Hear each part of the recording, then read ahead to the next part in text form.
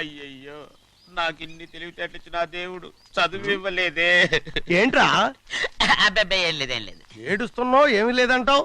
సంగతి ఏంటో చెప్పు, నేను ఎవరికి చెప్పనులే. ఒట్టు చెయ్యి పట్టు. అయ్యో, ఉత్తరం కనపడిపోయింది. అలాగే ఉత్తరమా? ఎవరు రాశారా? నా లవర్ లవర్. నీకు లవ్వరా? నాకే కాదు, మా నాన్న, మా తాత, మా ముత్తాత అందరూ లవ్వాడి పెళ్లి చేసుకున్నారు తెలుసా. ప్రేమ గుడ్డిదని మీ వంశాన్ని చూసే కనిపెట్టినట్టున్నారు. అది సరే గాని నీ లవ్వర్ ఎవరు? నీకు చెప్పడానికి నేను తెలివి తక్కువన్నా? నువ్వు చాలా తెలివైనడు అని నాకు తెలుసు.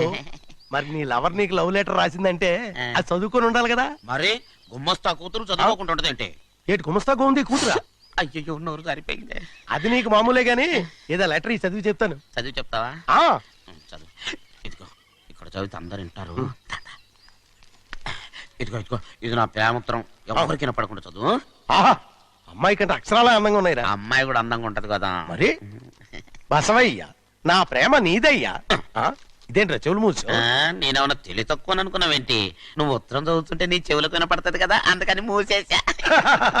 నేను చదివే లెటర్ నాకు వినపడుతుందని నా చెవులు మూసేసావా? అబ్బాబాబాబాబాబాబా, సూపర్ రా. నీ అంత తెలివేలోడు ఈ భూమి మీద పుట్టలేదురా, ఇక మీద పుట్టబోడురా.